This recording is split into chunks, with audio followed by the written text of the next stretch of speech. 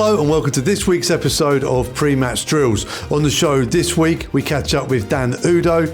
Ashley, the Peterborough fan, gives us the lowdown on this weekend's opponents. Plus, I've taken a little look back at some of the classic games against Posh that Wycombe have had in recent years. But first, let's catch up with the head coach, Mike Dodds.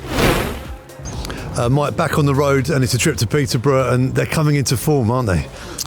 Yeah, they've got some good players. You know, they play a really nice brand of football. It's probably the right phrase to use. But they were always going to come at some point because, you know, they have some really, really good players for this level. A really experienced coach, so it'll be a really, really difficult afternoon. It'll be a really difficult afternoon for us, and you know it will look different to the Burton game. We know that it will look different, and we'll have to prepare maybe slightly differently. But it's a game that we'll be going into with full confidence. They've had a disappointing season in the league by their standards, but they've got to a final again at Wembley, and Wycombe fans will know that can really inject life into a team at this stage. Yeah, because what you'll have a dressing room that want to play in that game. So what it does, it gives them a why, it gives them a reason in terms of that extra 10-15%. So look, I'm sure their results will continue to pick up from now to the end of the season. The league table doesn't lie to a degree, but in terms of Peterborough, you know, like I said, they've got players that are beyond where they are in the league table. You know, they've got some real kind of top end League One players in their team. So we know it's going to be a really, really difficult game, and like all the games, they're going to be difficult, and we're going to have to be really, really thorough and professional in terms of the way we play. Excellent performance on Tuesday night here at Adams Park, but it will give you plenty to think about in terms of selections heading to London Road on Saturday. Yeah, that's probably the hardest part of the job because, you know, you've got so many good players, and you know I can only pick 11, and then you can only pick 7 on the bench. So it's probably the hardest part of the job at the moment. But one thing I will say, the dressing room, you know, they're really together, and you know, I think they appreciate those kind of difficult conversations that I do have with them. They're done authentically, and they're done with kind of genuine compassion because, you know, I'm fully aware that there are some players that probably aren't playing that would get into most teams in this league. So I feel fortunate from that point of view. You know, it's not a moan by any stretch of the imagination. I'm not moaning about it, but it's a real positive headache. So yeah, what I always do is I pick the team that I feel is best to win the game, and that will be the same against Peterborough. Wycombe were at home on Tuesday. Peterborough a 0-0 at Blackpool, but that's a long way home, isn't it, on a midweek? Will that have a factor on their preparation, do you think? I wouldn't have thought so. No, I'll be honest with you, I wouldn't have thought so. It wouldn't come into my thinking. So, you know, I think they'll know that they're going to be in for a game. They know that we're a really, really good side, so they'll know that. But we've got to be really respectful that they've got some real threats as well. Thanks, Mike. Here's Dan Udoh.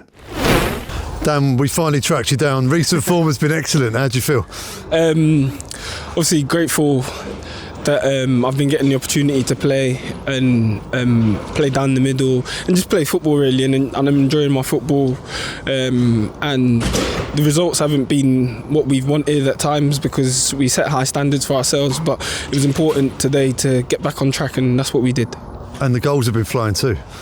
Yeah, like I said again, I've been enjoying my football, so the more I enjoy my football, the more the goals will flow by God's grace, and it's important at this stage of the season. It's the business end, isn't it? So we need all our front players firing and chipping in, and obviously the defenders can chip in as well, so it's important for the team and important for us to get what we want to get.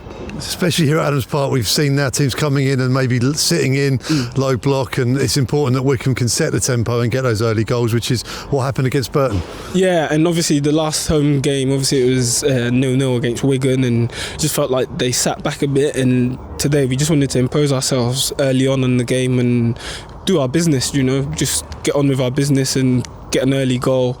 I don't know how early the goal was in the end, but just get in front and then push for the second one. But the longer we left it, well, I should have had maybe 2 or 3 before the second half, but luckily the Rich pressed the goalkeeper when the defender passed the ball in the net, and just gave us a bit of breathing space. But otherwise, like, teams are coming in and sitting back and waiting for that one moment, even if we're a goal ahead, or just to get themselves a goal ahead and sit back in. We talked about this earlier in the season as well, but the camaraderie amongst the team and the whole squad, but essentially amongst the strikers as well, seems to be incredibly tight on the pitch and off the pitch. Yes. It sounds unfair to some change rooms that I've been in, but this is by far the best change rooms, and the boys I've played with every day. It's a joy to go in and just you're having a laugh with your mates, and you play your best football when you go out there and you're playing free, and you know the boys that you're playing with doing everything to win with you, and you're fighting. I look to the guy left of me, he's fighting for me, I'm fighting for him. Look to the guy on my right, he's doing the same. So that pushes us together, and we try to get the best results that we can. And we head to Peterborough now on Saturday, and they've come into form just in time to play Wycombe Wanderers. Yeah, obviously they've still got they're still fighting to survive in the league, and obviously we're pushing to get promotion, so it's going to be an important game and another game where we can show what we're about, because it's all about momentum at the minute, and the more we can carry that momentum going forward, the closer we get to our goals. And Peterborough have got a big cup final to play for as well. As a player, when you've got a big cup game coming up, does that fire you up, or is there an element of not wanting to get injured, or is it essentially just they've got to play well to get in that team? I think it's going to be a hard one, because obviously they'll be buzzing that they get to Wembley again, but then they know the importance of staying at the level rather than winning the trophy at Wembley. So me as an individual, I'll be focused on one game at a time, but hopefully they're focusing on Wembley and we can go there and do our job at the end of the day. But obviously it's not going to be an easy game. There's no game at this level that's easy, so we expect a tough game, but a game that we should impose ourselves as well and do what we need to do. And this is a question that we asked Jack Grimmer after Birmingham as well, about the pressure of being at the top of the table. You mentioned teams down the bottom, but when you're at the top, we call it pressure is a privilege. Do you feel that? What is pressure? This isn't pressure. We're getting to play football, we're getting to enjoy ourselves and, strive to achieve something. Do you know what I mean? Like I said it in there, the last few years I've been fighting to stay at the level. Now I'm getting to fight to get promoted, so I'm loving it. Right, Wycombe back on the road on Saturday, heading to see our old friends Peterborough United at London Road. And to find out about the Posh, we have Ashley from Up the Poshcast. Ashley, good morning. How are you? Morning, Phil. Yeah, all good, thank you. Looking forward to the weekend after ultimately what's been a really good sort of 10 days for Posh, actually. I was just about to say, looking at the table of late, I was thinking they're having a bad season, but predictably you've hit form in time to play Wycombe. Well done. Yeah, absolutely. Yeah, like I say, it's been absolutely shocking. And then all of a sudden we've gone to Huddersfield, got a win, gone to Wrexham in the semi-final of the Virtue Trophy and got a win. And then a win against, I can't even remember who we played at the weekend. Shrewsbury. Yeah, obviously that was that was a long game. That was a 3-1 is more convincing than it looks, and then up to Blackpool on Tuesday night for a boring 0-0, which I think that somebody said that they've got the best home record after Birmingham, so it's 0-0's maybe not a bad result. No, it's not to be sneezed at up there, and a Tuesday night as well to clean sheet and all the other bits. So the bigger picture, has this season always been a bit about sort of maybe rebuilding and consolidating? Because there was a few looking over their shoulder a little nervously around Christmas, thinking we could get relegated. But do the fans accept that this season is a bit of a consolidation rebuild, or? The problem is I don't think that they did at the start, and they sort of just expected the replacements that we'd brought in for the likes of Josh Knight, Harrison Burrows, Ronnie Edwards were just going to hit the ground running. When ultimately we replaced the whole back four, it felt like we were strong, and we've had big performances against Cambridge at home. We won 6-1, Blackpool at home we won 5-1, and then all of a sudden it sort of got to December and January, and crikey, it was an absolute slog. And even myself feel like you go from sort of being, okay, well, we'll be fine, we'll finish 15th, 16th, and then all of a sudden you sat one place above. We went to Bristol Rovers on a Sunday and just got absolutely battered by them. All of their fans are saying worst team to come to the Mem all season, which is fair enough. We were absolutely diabolical that day. Even when I think back to when we played Wycombe at Adams Park, it was Posh went 1-0 up, and we were sort of really in control of the game. And then all of a sudden, Kone comes on, and he's got a hat-trick, hasn't he? Which sort of came out of nowhere. Yeah, it's one of those, isn't it? So it looks like you've turned the corner. You've mentioned the Cup semi-final. Another trip to Wembley. I can see the pitch in the background. I think I remember what happened that day, just about. Yeah. Another trip to Wembley. Has that been a bit of a nice distraction and almost a bit of a catalyst to kickstart the season? It's a really tough one because we had a similar sort of run in last year's, obviously, BSM trophy, now that it's the Virtue, in the... We just got really lucky with home draw after home draw after home draw. And then the semi-final was away at Blackpool last year, this year away at Wrexham. And like it just sort of was trending in the right direction. But we'd never really played anybody that you would say tested us. Like we had Northampton, they changed their side. Then it was Walsall, who, yes, were flying at the time, but they made like 8 changes. And then Cheltenham came up. And then we were discussing as a podcast, it was like, well, if we do get relegated, we should probably win the league because like this is sort of like the best of what League Two has to offer, and they're just absolutely awful.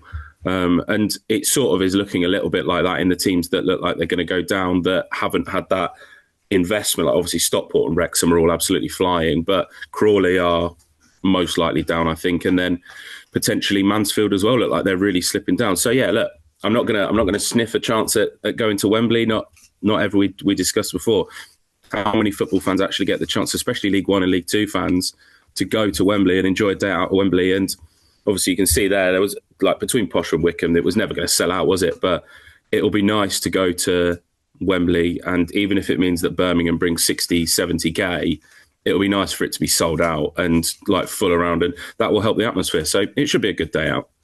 I'm hoping Wycombe fans get to find out the answer to this question, but what's it like to upset the narrative of the Hollywood big bucks? Birmingham, Wrexham, the big party at Wembley, that was what was planned. That's not happening, and we're looking like, well, we're hoping that we can disrupt the party in the league. How did that feel when I think the EFL must have been kicking themselves when they've missed out on a Wrexham-Birmingham final at Wembley?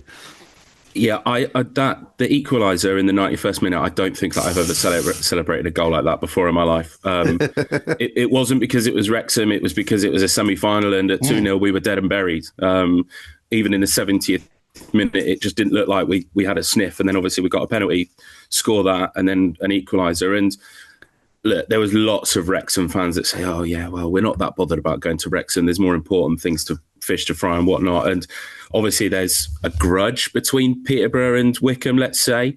But look, there's nothing that I would love more than to watch Wycombe get that second spot over Wrexham. And I don't think that, I know that everybody says about Parkinson and how efficient his football is. I don't think that they've got the bottle to win a playoff campaign. Oh, wow. Okay. So Peterborough fans backing Wycombe for promotion. So this is well, not all of them. I know that John and Harry certainly still have their gripes from the podcast about the points per game. But anybody that says that they wouldn't have done the same thing is a liar. I know that D-Max said sort of a similar thing, but there's just no way that if we were in the chance and it wasn't in our favour that we wouldn't have voted for the points per game model. Yeah, just indeed. Absolutely no chance. And everyone else voted for it as well, by the way. Yeah, totally. Yeah, somebody said in the comments of our most recent YouTube video, it was like there was 19 other teams that voted for it, and basically the only teams that didn't were the teams that were going to get relegated, I think it was, and pretty much Posh. So, like, yeah, look, it was just that Wycombe were the ones that pipped us, weren't they, by like 0.01 of a point. But that's down to the players, isn't it? Is that someone ringing up saying, stop saying these things? Yeah, no, I am at work. I'm not at Wembley. That's Peterborough United's youngest ever goalkeeper, Steve, who I work with. And he only got one appearance at Posh, and that was at Blackpool. So we do, as a fan base, have relatively good memories of going up to Blackpool. Excellent. Let's look ahead to Saturday then. Darren Ferguson, it's normally been a 4-2-3-1. Everyone sort of always raves about the sort of the way that Peterborough want to play football and how you play football. Is that still the case? It wasn't until recently. We've gone back to it, certainly at the Huddersfield game, and it was sort of like, look, we just need to now fight for our lives. And we went until I think it was probably December, January time without keeping a clean sheet. And it was like, oh my goodness, like what are we doing? This is just perfect Posh, but we need to stop conceding goals. We then tried a 5 at the back or a 3 at the back, whichever way you want to look at it. And yes, we kept a couple of clean sheets on the way, but yeah, no, it was just painful to watch. So we're back to a 4-2-3-1. Sometimes it feels like more of a 4-2-4 because we're playing 2 strikers rather than a cam and a striker. But hopefully lots of goals on Saturday. Obviously, that lots of the games have been high scoring. Hopefully another one for Saturday. Lots and lots of goals in this fixture normally. Kwame Poku, he's had a spell out, hasn't he? Is he back? Is he going to be involved at any point soon? It's a really difficult one, that is, because he was meant to be back for Shrewsbury at the weekend. Then he was not, which is fine. Then he was meant to be back at Blackpool. Then he was not. And I think ultimately, that the problem that they've got is that he's got a little bit of lack of confidence in the hamstring. Like, it was a really bad tear that he had. Right. And he's had to have surgery on it. And I think that he's maybe not quite got the confidence in it to do the things that Kwame Poku does. Now, don't get me wrong, he's a fantastic player on his day. And there was a point sort of 2-3 weeks ago where we were sort of hoping and praying that he was back as quickly as possible so that we could reignite our season. I'm not as desperate for Kwame Poku to return now. Look, I think he's the best player in the league. He's still sat right up there in the goals and assists charts, having not played since the start of December. So like, obviously, Stansfield, Giaconis, look, they're fantastic players, but they've had 3 months and they're not that far ahead of him. And I'm sure that Poku would have gone for millions in January if he was fit. But you know, he's ours until the end of the season. He will leave for a compensation fee, but it's got to be right. And the worst that we've had a terrible, which I think, do you know what? And it's unfair to just say it's Posh, because I think a lot of teams this season have had really bad injury records. But when you lose your star player, yeah, that really is a kick in the teeth. And I'd rather him come back and be ready to play and fight and fit, even if that was just for the month of April and then into May, and hopefully just sort of solidifies a mid-table finish. But you know, there could be a surprise. I was of the impression that the way that Fergie was doing his interview is he was just going to surprise somebody, and he was just going to be like, "Oh no, he's not playing. He's injured still." And then all of a sudden, yeah, look, he's there on the starting lineup. But you know, he's got a relatively good record for Posh. So if he does play, hopefully he can be the one that fires us to victory on Saturday. We shall see. You guys have got an amazing record of producing talents like Poku, and you know, you're talking about him like he's already got one foot out the door at the end of the season. But presumably the next one's already in the building. Who else should we be looking out for? Well, this is a really interesting one, because we've got Abraham Udoh, who was at Harrogate last year, I think. He was brought in as Ephron Mason-Clark's replacement. And to be frank, he's been absolutely terrible. But similar to sort of Posh until the Huddersfield game, he's just come alight, and it's like he's got all of this confidence all of a sudden. And in terms of the attacking players, I think that it's Abraham Udoh. We've got Kean Hayes as well, who's come in from Fleetwood.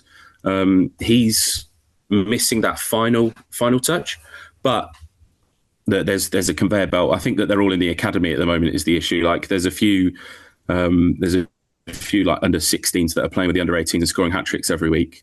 So it definitely, that sort of feels like where it fits is that there's a gap at the moment that we're just trying to close, in that we didn't have our replacements quite ready. But yeah, you know, we'll see. And hopefully next season is a better season than this season. That's for sure. Well, there we are. Right. We wish you all the very best at Wembley against Birmingham. Obviously not quite so well on Saturday. We'll see what happens. But we always love coming to London Road. It's a nice trip up, not too far. And the fans will get a warm welcome. It's a good ground to watch football at, isn't it? And have a day out.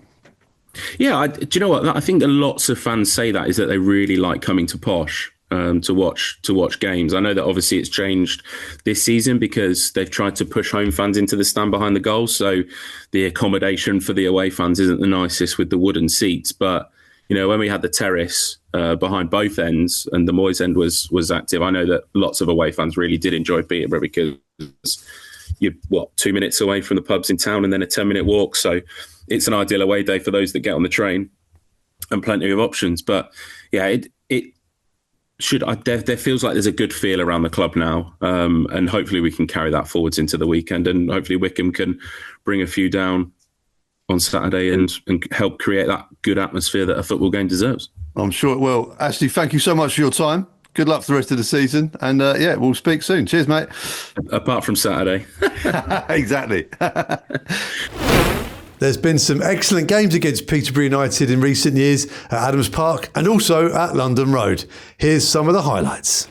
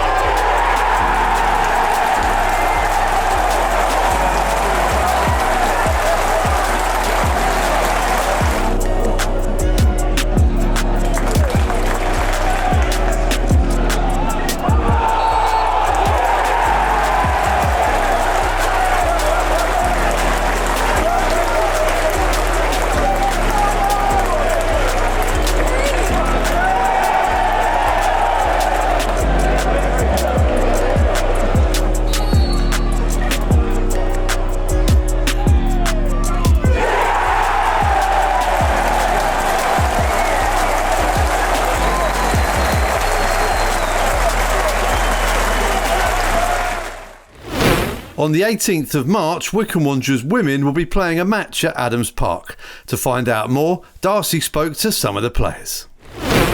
Bobby, how are you feeling for the game here at Adams Park on the 18th?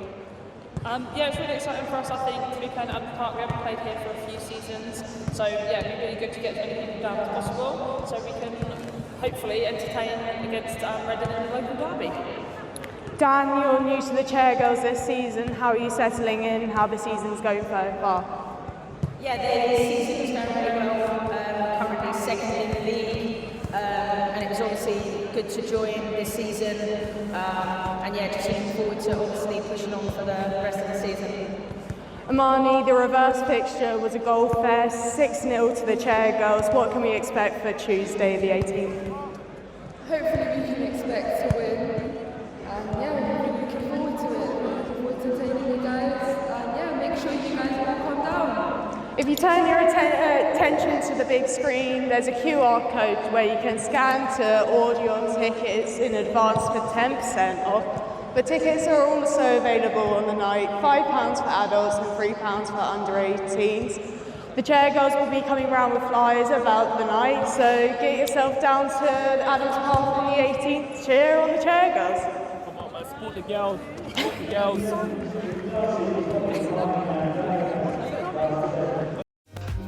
That's it for this week's show. Thanks for tuning in. If you're heading to London Road for the Peterborough versus Wycombe game, then see you there. And if not, then don't worry, because Wanderers TV has got you covered.